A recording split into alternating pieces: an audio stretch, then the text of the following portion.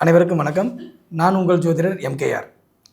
நிறைய பேருக்கு ஜாதகமே கிடையாது சார்.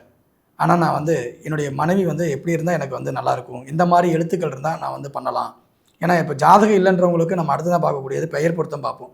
ஆனால் பெயர் பொருத்தமே ஒருத்தருடைய வாழ்க்கை தீர்மானிக்குமா அப்படின்னா கிடையாது. ஆனால் எண்கணித ரீதியாகவும் நாங்கள் அதை செலக்ட் பண்ண முடியும். உதாரணத்துக்கு பார்த்தீங்க அப்படின்னா நம்ம ஆன்லைன் எக்ஸ்பர்ட் டிவி முத்துப்பாண்டின்னு வச்சுக்கோங்களேன்.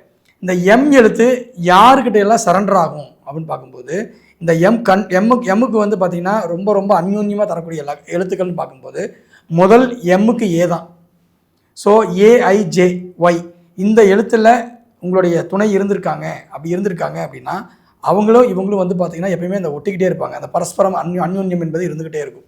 ஓகேங்களா? இது நிறைய நம்ம ஆய்வுகளில் பார்த்துருக்கோம். ரெண்டாவது எம்முக்கு ஈக்குவலான எழுத்துக்கள் பார்க்கும்போது அதே எம்மு தான்.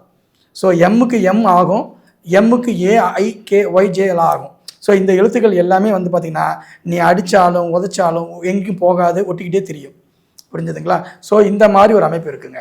இது நீங்கள் இந்த மாதிரி ஒவ்வொரு பெயருக்குமே நம்ம எடுக்க முடியும். அதே போல் இந்த எம்முக்கு ஆப்போசிட்னு இருக்குது.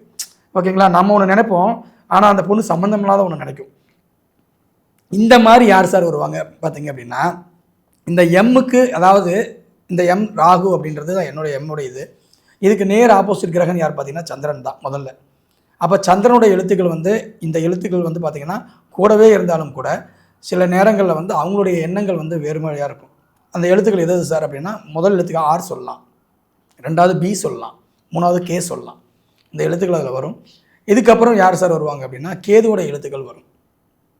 ஓகேவா? அப்போ கேதுவோட எழுத்துக்கள் வரும்போது ஓ எழுத்துல மேக்ஸிமம் பேர் இருக்கிறது இல்லை. ஓகேங்களா? கேது வரப்போகிறது கிடையாது, இருந்தாலும் அதை எடுத்துக்கலாம். ஓகேங்களா? வாழ்த்துக்கள். இந்த மாதிரி நிறைய விஷயங்கள் நம்மளுடைய வகுப்பில் நம்ம பார்க்க இருக்கிறோம். அனைவரும் கலந்து கொண்டு பயன்பெறுமாறு கேட்டுக்கொள்கிறேன். இந்த வகுப்பு பார்த்திங்கன்னா நம்ம வரக்கூடிய 20/1/2025 திங்கட்கிழமை முதல் நடக்க இருக்குதுங்க. இந்த பிரம்மாண்ட வகுப்பில் திருமணம் சார்ந்த அத்தனை விஷயங்களும் சொல்லித்தர இருக்கிறோம். வருடம் ஒரு முறை மட்டுமே நடைபெறக்கூடிய இந்த வகுப்பில் கலந்து கொண்டு இன்னும் பல அரிய சுச்சமங்களை தெரிந்து கொண்டு உங்கள் வரக்கூடிய வாடிக்கையாளர்ந்து நீங்கள் பேர் வாங்கி மிகப்பெரிய ஒரு திருமண பொறுத்த ஒரு வித்தகராக மாறுவதற்கு நீங்கள் உதவுவதற்கு எங்களுடைய வகுப்புகள் உறுதுணையாக இருக்கும் என்று கூறி உங்களிடம் விடைபெறுகிறேன். வாழ்த்துக்கள். நன்றி.